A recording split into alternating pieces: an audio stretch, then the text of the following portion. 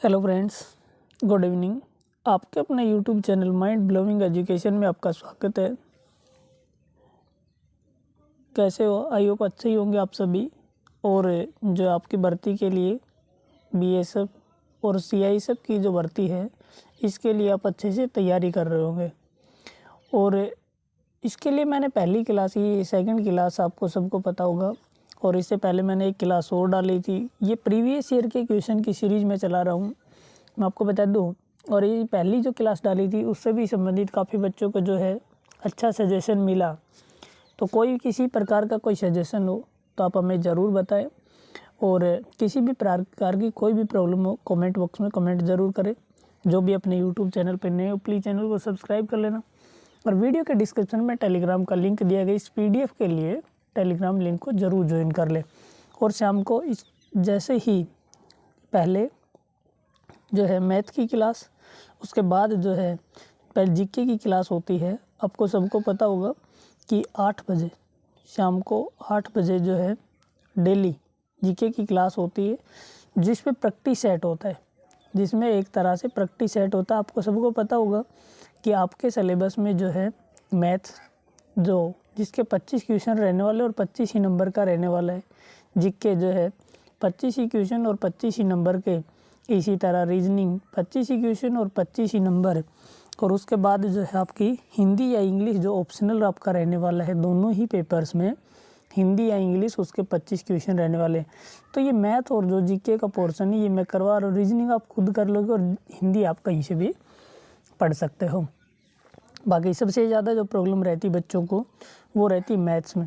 और देखो, मैं आपको एकदम बेसिक से करवा रहा हूँ। आप किसी बड़े यूट्यूब चैनल पे पढ़ोगे तो वो अपने हिसाब से एसएससी की करवाएंगे, सीजीएल की करवाएंगे, सीएचएसएल की करवाएंगे। आपके इनके लेवल के क्वेश्चन आपको शायद ना करवा पाए, इसलिए मैंने क्लासेस शुरू करी थी और इसी हिसाब के क्वेश्चन मैं लेके आता रहता हूँ। अगर आप चैप्टर वाइज कहोगे कि चैप्टर वाइज कराओ, जैसे आपको औसत पढ़नी हो मान लो, या आपको एचसीएफ एलसीएम पढ़ना हो, या आपको कोई और पढ़ना हो, ट्रिग्नोमेट्री पढ़नी, ज्योमेट्री पढ़नी हो, तो वो आप कमेंट बॉक्स में कमेंट कर सकते हैं।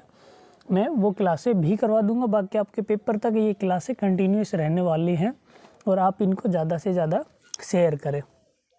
पहला क्वेश्चन शुरू करता हूँ मैं इसी के साथ। पहला क्वेश्चन आपका दिया गया है 5 क्रमागत 5 सम संख्याओं का औसत दिया गया 28, बड़ी संख्या ज्ञात करो। देखो, जब भी कोई ऐसा सवाल दिया गया हो, कहता है क्रमागत 5 सम संख्याएं दी गई। कितनी संख्या दी गई? 5 संख्याएं दी गई। क्रमागत है, एक सेकंड, क्रमागत 5 सम संख्याएं दी गई।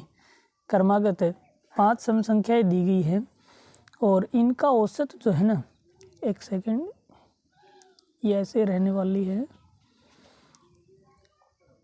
क्रमागत है 5 सम संख्याओं का जो औसत है ये कितना दिया गया है? 5 सम संख्याओं का औसत जो है 28 दिया गया। तो मैं आपको बता दूं, देखो, जब भी क्रम से दी गई और 5 क्रमागत संख्या दी गई तो आप इस तरह से 5 स्थान बना लें, 1 2 3 और 4 और 5। अब सबसे बड़ी जो संख्या दी गई उसका औसत कितना दिया गया? 28। जो क्रमागत संख्याओं का औसत 28 है और 5 जो नंबर है वो कौन से दिए गए? सम संख्याएं दी गई, इवन नंबर दिए गए हैं। तो आप क्या करना, औसत हमेशा बीच वाली संख्या रहती है। आपको हमेशा ध्यान रख लेना है कि औसत जो होता है ना, औसत ये हमेशा बीच वाला नंबर होता है। औसत हमेशा बीच वाली संख्या होती है। तो जो औसत दिया गया है ना उसे बीच वाले नंबर पे रखो। तो बीच वाला नंबर कौन सा? 28। 2 इससे पहले छोड़ दिए, 2 इसके बाद में। बड़ी संख्या बतानी है तो 28 से बड़ी सम संख्या, देखो 28 से बड़ी सम संख्या कौन सी हो जाएगी? 30। और इससे बड़ी सम संख्या कौन सी हो जाएगी? 32। तो बड़ी संख्या अगर हमसे पूछी है तो आपका आंसर कौन सा हो जाएगा? 32 ही आपका सही आंसर रहेगा। नेक्स्ट क्वेश्चन आपका ये दिया गया, देखो इसमें कोई दिक्कत नहीं, सही दिखाई दे रहा है। जो बनाई गई ना स्लाइड, इनमें ऊपर नीचे थोड़ी हो सकता है 1-2 दिन, तो उसके बाद आप मैनेज कर लेना अपना ये नया काम। उसके बाद ये सब चीज़ें एकदम परफेक्ट रूप से होने वाली है। बाकी आपको समझ होना चाहिए। तो ये दिया गया ए, बी और सी, किसी काम को क्रम से का मतलब है ये क्रम से, ये ऐसे है क्रम, नीचे क्रम से 10, 12, 15 दिन में पूरा कर सकते हैं। तीनों मिलकर उस काम को कितने दिन में करेंगे? देखो काफ़ी इंपॉर्टेंट क्वेश्चन, इस टाइप का क्वेश्चन काम और समय से आपको पूछे जाने वाला। और एक बात और बता दे तुम्हें, मैं जितनी क्लासें करवाने वाला हूँ ना आपको, ये आपके लिए बहुत इंपॉर्टेंट होने वाली है। ऐसा नहीं कहता, मेरे ऑफलाइन बैच का जो है मेरा काफ़ी लंबा एक्सपीरियंस है, ये मैं आपको कभी नहीं कहूँगा कि आपका 100% सिलेक्शन हो जाएगा, क्योंकि वो आपकी मेहनत पर डिपेंड करता है। लेकिन मैं ये ज़रूर कहता हूँ कि आपका 25 नंबर का मैथ आने वाला है, उसमें से आपके 20 नंबर कहीं नहीं जाने वाले। आप पेपर तक लगातार मैं जितने पेपर सेट करूँ वो मेरे साथ करो, और बाकी समय में खुद भी प्रैक्टिस करो, तो 20 नंबर आपके कहीं नहीं जाने के, ऐसा मैं गारंटी देता हूँ। और क्लासों से एज इट इज क्वेश्चन आएंगे, इनकी PDF आप अपने जो है स्टोर करके रखना अपने पास। तो अब मैं बता देता हूँ, ये क्वेश्चन दिया गया आपका कि ABC, तो ऐसे लिखना उनको A, ये आपका B और ये आपका C। देखो आगे तो इनको लिखने की आवश्यकता नहीं होगी, जब आप इतनी प्रैक्टिस करोगे तो बाकी अभी लिख लेना। 10, 12 और 15 दिया गया। अब क्या कर लेना है, A काम को करता है 10 दिन में, B 12, C 15 दिन में, इनका LCM लो। LCM क्या होता है मैं आपको बता देना चाहता हूँ एक सेकंड के लिए, जो भी कमज़ोर बच्चे उनके लिए, कि LCM ऐसी नंबर होता है जो इन सब से भाग जा सके। तो 10, 12 और 15, देखो 15 चौक 60, 12 5 60, 10 6 60, तो 60 में सबका भाग जाता है, तो इनका LCM कितना आ जाएगा 60। यहाँ रखो, 60 में 10 का भाग दो, 10 से भाग करोगे तो ये 6 चला जाएगा, 60 में 12 से भाग करोगे तो ये 5 पे चला जाएगा, और 60 में 15 से भाग करोगे तो ये कितने पे चला जाएगा 4 पे। इन सबको जोड़ो, ये इनका एक दिन का काम। A एक दिन में 6 काम करता है, B एक दिन में 5 काम करता है, और C जो है ना, C एक दिन में 4 काम करता है। इसका मतलब ये, तो इनका सबका एक दिन का काम 6, 4, 10 और 5, 15, टोटल काम कितना बन गया 15। ये जो LCM रहता है ना, ये हमेशा इनका टोटल वर्क रहता है, कुल काम रहता है, ये आपको ध्यान रख लेना है। और ये जो है ना, ये इनका 1 डे वर्क है, एक दिन का काम रहता है, ये इनका एक दिन का काम है। तो टोटल काम कितना 60, एक दिन का काम कितना 15, तो पूरा काम कितने दिन में करेंगे, कितना काम करना है इन्होंने 60, एक दिन में कितना कर लेते हैं 15, तो 60 में 15 का भाग देंगे, कितने पे चला गया 4। तो ये आपका सही आंसर होने वाला है कौन सा, 4 दिन, ये आपका सही आंसर हो जाएगा 4 डेज। तो D is the right answer.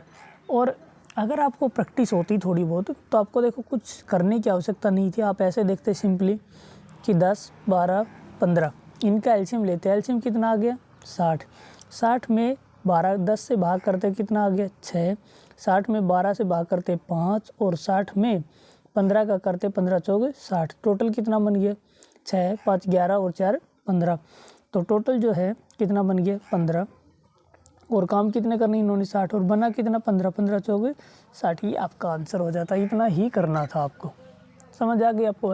लेकिन ये बातें प्रैक्टिस पर डिपेंड करेंगी, धीरे धीरे करके आपको देखने की आवश्यकता भी नहीं होगी। नेक्स्ट क्वेश्चन जो आपका दिया गया है, ये दिया गया आपका कि क्वेश्चन दिया गया आपका थर्ड 3x, इम्पोर्टेंट क्वेश्चन ये, और सारे क्वेश्चन बार बार पूछे गए क्वेश्चन। ये दिया गया 3x is equal to 4y और इज इक्वल टू 5z। ये यहाँ z है भाई, सॉरी थोड़ा गलती से लिखा गया, 5x plus 3y plus 5z हो तो x is two y is two z की वैल्यू याद करो। देखो मैं बता देना चाहता हूँ आपको, या करें तो हम या तो इनको ऐसे करना पड़ेगा अपने को कि 3x बराबर है 4y, तो x और ये y इधर मल्टीप्लाई में है तो इधर आएगा भाग में बन जाएगा, और बराबर ये 4 है एज इट इज़ रखो, ये 3 यहाँ गुणा में इधर आएगा भाग में, तो x और y की वैल्यू कितनी आ गई 4 और 3। फिर आगे लिखेंगे 4y बराबर है 5z के, तो y ये z इधर आएगा बटे z बराबर है 4/5। अब x y 4:3, y अनुपात z 4:5, तो अब हमें क्या करना पड़ेगा, अब हमें आगे x अनुपात y अनुपात z निकालना पड़ेगा। x की वैल्यू 4, y की वैल्यू 3, ये x की वैल्यू 4, y की वैल्यू 3, y की वैल्यू 4, x की वैल्यू z की वैल्यू 5। तो अब y के नीचे यहाँ रखेंगे 4 और यहाँ रखेंगे 5। आई होप ये सब आपको आते होंगे। इसके साथ गुणा कर ली जाती, 4 × 4 16, 4 × 3 कितना बन गया 12, और 5 गुणा 3 कितना बन गया 15, 16, 12 और 15, ये आपका आंसर आ जाना चाहिए। अब देखो ऑप्शन में भी नहीं, कोई बात नहीं, लेकिन आपको इस तरह से नहीं करना, मैं जो बता रहा हूँ उस तरीके से आपको करना है, 1 सेकंड में इनका आंसर आएगा। देखो ये दिया गया 3x, ये दिया गया था आपका 3x, बराबर दिया गया था आपका 4y और बराबर दिया गया था आपका 5z। x 3, 4 और 5 जो नंबर दिए गए हैं, x, y और z नॉन वेरिएबल के साथ जो नंबर दिए गए हैं, इन नंबर्स का एलसीएम निकाल लो। 3, 4 और 5 का एलसीएम कितना आ जाएगा 60। 3, 4 और 5 का एलसीएम कितना आ गया 60। कोई और नंबर आ सकता है? नहीं आ सकता, उसमें हमने हो सकता है कोई गलती कर दी होगी कहीं, तो देख लेना, ये फिर से देख देंगे, कोई बात नहीं। 60 में 3 का भाग देंगे, 60 को 3 से डिवाइड करेंगे, कितना आ गया आपका 20। ये 60 को आप 4 से डिवाइड करेंगे, कितना आ गया 15, और ये 60 को 5 से डिवाइड करेंगे, कितना आ गया 12। 20, 15 और 12, ये डी आपका सही आंसर हो जाए। अब समझ आई आपको बात? मेरा कहने का अर्थ ये है, जो नंबर दिए गए हैं चर राशि के साथ जो संख्याएं दी गई हो 3, 4, 5, इनका एलसीएम लो। एलसीएम कितना आ गया 60। जो एलसीएम आ जाए उसी को इन संख्याओं से भाग करो। 60 में 3 का भाग दोगे, कितना आ जाएगा 20। तो x की जो रेशियो है वो कितना आ गया 20, y का रेशियो 15 और z का रेशियो कितना आ गया 12। ये एकदम आसान आपका। नेक्स्ट क्वेश्चन आपका ये दिया गया है 4th क्वेश्चन जो आपका, और ज़्यादा से ज़्यादा वीडियो को शेयर कर देना। फिर से बता दूं, जो भी यूट्यूब चैनल पर नए प्लीज़ चैनल को सब्सक्राइब कर लेना। वीडियो के डिस्क्रिप्शन में टेलीग्राम का लिंक दिया गया, उसे ज़रूर ज्वाइन कर लेना। और अगर चाहते हो कि मैथ में 25 में से 25 क्वेश्चन आपके आए, तो अभी से प्रैक्टिस सेट और लगातार अपनी कोशिशें जारी रखो, अन्यथा बाद में वही होगा जो आपको पता है। नेक्स्ट क्वेश्चन आपका ये दिया गया है 108, 108, 72 और 54 का HCF ज्ञात करो। देखो HCF के लिए मैंने आपको पहले भी बताया था, HCF क्या रहता है? HCF रहता है highest common factor. HCF means रहता है highest common factor. Highest common factor वो बड़ी से बड़ी नंबर जो इनमें कॉमन हो। अब आप कैसे निकाल पाओगे? या तो आपको टेबल याद हो या आपको डायरेक्ट पता चल जाए किसी तरह से। मैंने आपको एक तरीका बताया था कि क्या कर लेना, जब भी कोई ऐसा क्वेश्चन दे दे तो क्या करना कि जब भी कोई ऐसा क्वेश्चन दे दे तो आप क्या करना कि 2 नंबर ऐसे देखना जो नज़दीक हो, उनका अंतर ले लेना। मान लो हम इन दोनों अंकों का अंतर ले लेते हैं, तो 72 और 54 का अंतर कितना आ जाएगा 8 और 4 12, 5 और 1 6 और 1 7, 18। 72 माइनस 54 कितना आ गया 18। अब 18 का भाग 108 में जाता है कि नहीं जाता? 18 छकी 108, 18 चौक 72, 18 3 54, सबका जाता है। अब देखो ऑप्शन में 18 भी दिया गया है, 36 भी, 54 भी और 9 भी। तो जब 18 से भाग जाती है तो 9 से भाग तो जाती ही जाती होंगी, ये तो हो नहीं सकता। या तो 18 हो सकता। अब 18 का ही दूसरा गुणित जो है 36 होता है, तो 36 से भाग करके देखो, 36 से ये भाग करके देखेंगे, 36 दिया 108, 36 दूनी 72, और 36 से 54 में भाग जाता है क्या? नहीं जाता। तो ये गलत हो गया। तो अपना सही आंसर कौन सा हो जाएगा 18। इस तरह से भी अपने को देख लेना होता है, जो बहुत ज़रूरी है अपने के लिए, अपना सही आंसर हो जाएगा। नेक्स्ट क्वेश्चन आपका दिया गया है, एक ट्रेन जिसकी चाल 36 किलोमीटर प्रति घंटा है, प्लेटफॉर्म पर खड़े एक व्यक्ति को 10 सेकंड में पार कर लेते, ट्रेन की लंबाई क्या ज्ञात करो। देखो मैं आपको एक बात बता देना चाहता हूँ साथ ही, कि जब भी ट्रेन किसी व्यक्ति को पार करती है, जब भी ट्रेन किसी व्यक्ति को पार करे या किसी पेड़ को पार करे या किसी ऐसे ऑब्जेक्ट को पार करे जिसकी लंबाई ना हो, तो मैं आपको बता दूं इसका मतलब है ट्रेन खुद की दूरी पार करती है। तो ट्रेन की चाल कितनी दी गई? ट्रेन की चाल हमें दी गई है 36 किलोमीटर प्रति घंटा, और व्यक्ति को पार करने में लिया गया समय, मैंने बताया व्यक्ति को पार करते इसका मतलब खुद की दूरी पार करती है, और उसमें समय लिया 10 सेकंड का। तो चाल जो 36 किलोमीटर पर आवर है और ये समय सेकंड में, तो इसे मीटर पर सेकंड में बदल लो। तो 36 गुणा 5/18 18 दूनी 36, 5 गुणा 2 कितना है 10 मीटर पर सेकंड। 1 सेकंड में 10 मीटर चलती है तो 10 सेकंड में कितनी चलेगी, यानी कि आपको पता है दूरी बराबर होता है चाल गुणा समय, स्पीड इनटू टाइम। तो 10 गुणा 10 कितना आ जाएगा 100 मीटर। तो कितना आ जाएगा 100 मीटर, यानी कि सी अपना सही आंसर होगा। आई होप आपको समझ आई होगी। फिर से मैं बता देता हूँ, दोबारा रिवाइज कर दूँ कि ये बात हमेशा हमें याद रखनी है कि जब भी ट्रेन किसी व्यक्ति को, पेड़ को या किसी ऐसे ऑब्जेक्ट को पार करे, किसी खंभे को पार करे जिसकी कोई लंबाई चौड़ाई ना हो, तो इसका मतलब वो खुद की दूरी पार करती है। तो ये ध्यान रख लेना अपने को। नेक्स्ट क्वेश्चन आपका, और भाई सारे भाई जी जान लगा के शेयर कर देना, क्योंकि इनमें बहुत मेहनत लगती है स्लाइड्स बनाने में, फिर क्लासें बनाने में, और आपके रिजल्ट अगर अच्छे आएंगे।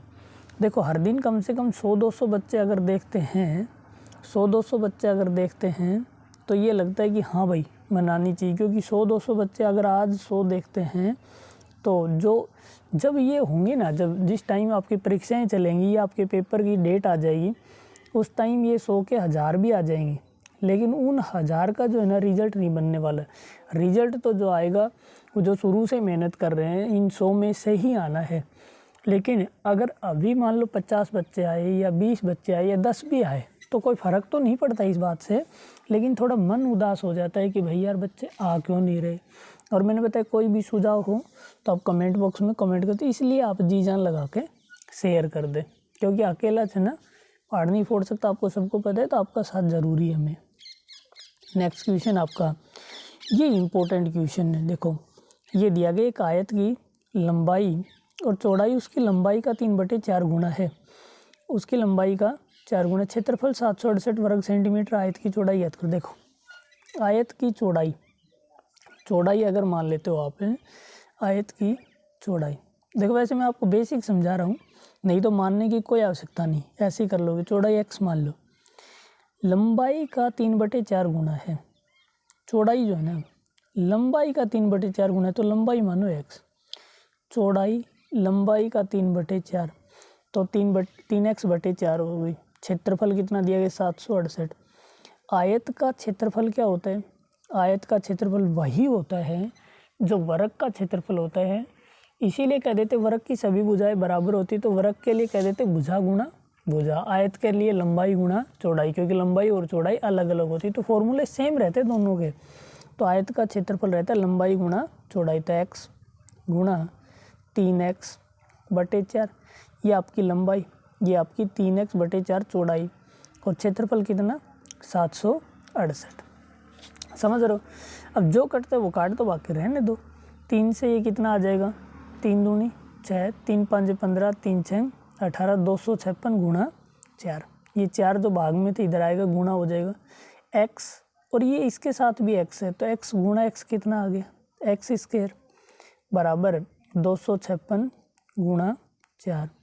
अगर x की वैल्यू निकालनी है तो रूट 256 और गुणा 4, रूट 4 का मान कितना होता है आपको सबको पता है 2, और रूट जो 56 है 256, ये किसका वर्ग होता है 16 की वर्ग 256 होती है, 16 गुणा 2 कितना बन जाएगा 32। अब देखो एकदम आसान तरीका बताऊंगा मैं, x का चक्कर छोड़ो आप, तो ये दिया गया था आयत की लंबाई उसकी चौड़ाई का 3/4 गुना है, लंबाई चौड़ाई, लंबाई का 3/4 इस तरह लिखा है। जब भी कोई ऐसा भी नंबर लिखा है, ऐसे कोई भी चीज़ लिखे तो कुछ लिखने की आवश्यकता नहीं, जो ऊपर लिखा है वो पहले वाला होगा, जो बाद में लिखा है वो दूसरे वाला होगा। समझ आई सिंपल बात। चौड़ाई कितनी बन गई 3, लंबाई कितनी बनी 4, तो ये अनुपात में है, तो आप मान लो कि चौड़ाई 3x और लंबाई 4x। क्षेत्रफल होता है लंबाई गुणा चौड़ाई बराबर कितना आ गया 768। अब 4 तिये 12x, 12x गुणा x कितना बन गया x² बराबर कितना आ गया 768, 12 से काट दो, 12 6 72, कितना बच गया 4, 12 चौक 48, x² बराबर कितना आया 64, और x बराबर कितना आया रूट 64, और रूट 64 का मान कितना आया 8। ये वहाँ इतना सारा लफड़ा करने की कोई आवश्यकता ही नहीं थी, ये एकदम ईजी है। x की वैल्यू कितनी आई 8। अब यहाँ रखेंगे। अब हमें सवाल में क्या कहता है कि उसकी चौड़ाई चाहिए, चौड़ाई कौन सी थी, ये 3x। बड़ी भुजा हमेशा लंबाई होगी, ये मैं एक बात और भी बता देना चाहता हूँ, याद ही रखना है। तो 8 गुणा x, तो 8 गुणा 3 कितना आया 24।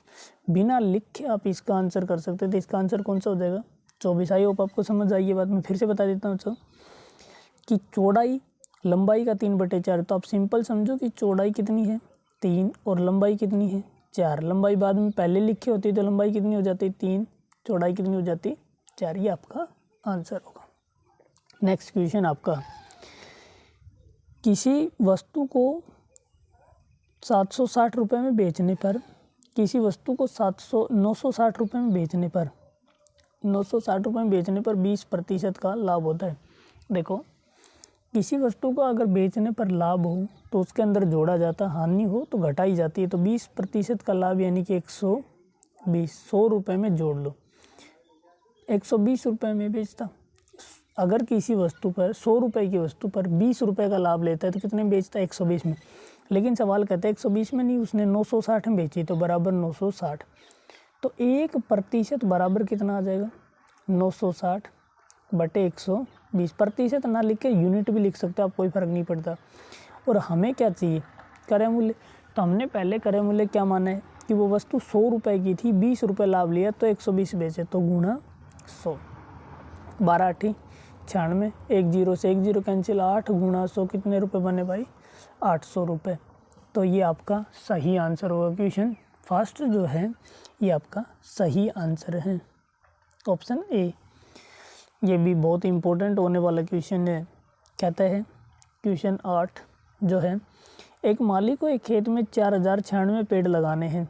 अब कुछ बच्चों को और बता देता हूँ, मैं ज्ञान भी देने आएंगे बीच में कि ईजी है, फलाना है, दिकड़ा है, लेकिन आपको धीरे धीरे सीढ़ियाँ चढ़नी है और बातें नहीं माननी और लगातार क्लास रखनी है और बहुत ही धीरे धीरे कदमों से बढ़ते हुए अपना रिजल्ट जो है एक अच्छा बनाना। आपको रिजल्ट की मैं गारंटी देता हूँ, 100% आपका रिजल्ट होगा और पेपर में ये कन्फर्म है। बस आप साथ बने रहें और लगातार पढ़ते रहें।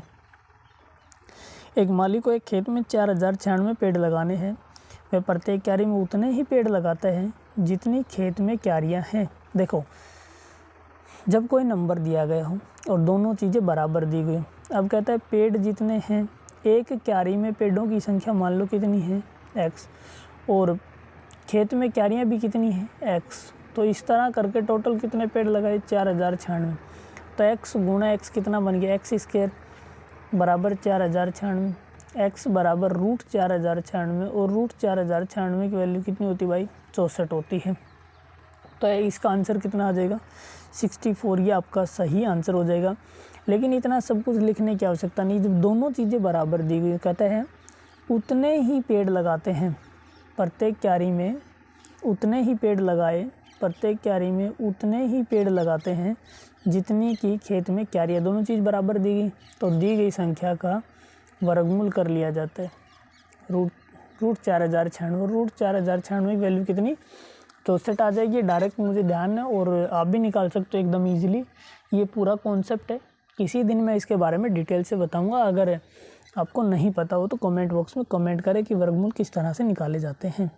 और बहुत ही बेकार बात है, कल परसों मैंने एक ट्यूशन दिया था कम्युनिटी में, 0.4 का जो है वर्गमूल ज्ञात करो, और उसमें 95% बंदों ने, यानी कि उसमें मान लो कि 700-800 बच्चों ने जो है पोल में आंसर दिया था, तो उसमें से 95 यानी कि 5% बंदे, यानी कि 40 बच्चे, 800 में से 40 बच्चे मात्र, यानी कि 1000 में से कितने 50 बच्चे बन गए।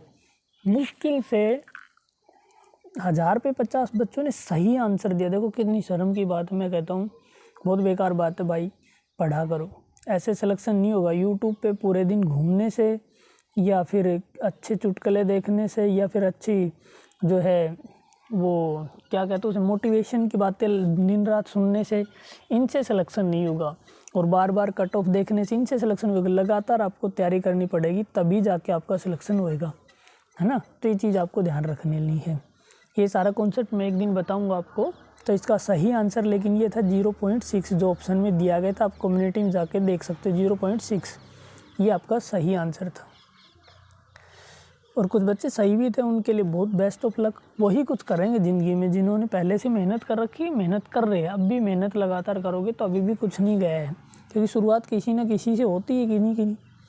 ये क्वेश्चन दिया गया था कि कई बार रीजनिंग में भी पूछ लिया जाता है और कई बार मैथ में भी पूछ लिया जाता है। ये नंबर दिया गए हैं। अब क्या दिया गया इसमें लिखा है 0, फिर लिखा है 6, फिर लिखा है 24, 60 और यहाँ क्या आएगा, फिर लिखा 120। मैं आपको बता दूँ, देखो 1 की पावर 3 ले लो, -1, 1 की पावर 3 1 होता है, -1 कितना आ गया 0। अब अगली बार 6 लिखा है तो 2 की पावर 3 आपको पता होना चाहिए 8 होती है, -2, 8 - 2 कितना बन गया 6। उसके बाद नेक्स्ट करेंगे यहाँ, तो 3 की पावर 3 कितनी होती है 27, -3 कितना आ गई 24।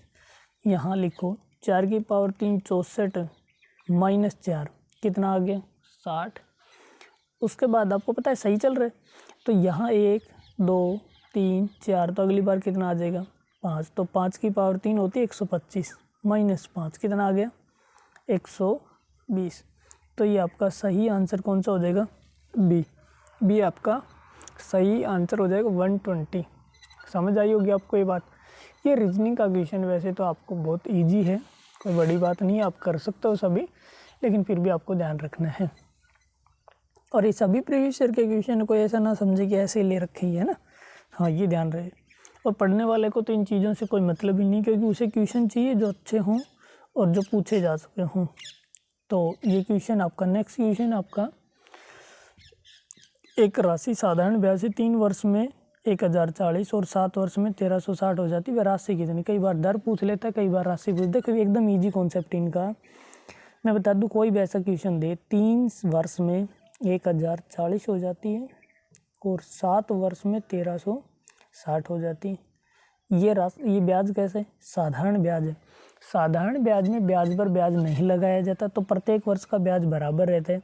तो 1360 में से 1040 आप क्या कर दो, घटा दो। तो 1040 घटाओगे तो ये कितना बन गया 20 और ये 320 रुपये ब्याज के बने। 3 साल से 7 साल में, कितनी साल में 4 साल में। 4 साल में 320 रुपये ब्याज के बने, तो 1 साल में कितने बने 4 8 32, 80 रुपये। तो या तो आप 3 साल के निकाल लो या 7 साल के। आप 3 साल के निकाल लो। 1 साल में 80 रुपये बने तो 3 साल में कितने बने 240 रुपये बने। आपको पता है कि 3 वर्ष में वो राशि 1040 हो जाती है, यानी कि ब्याज भी है और मूलधन भी है।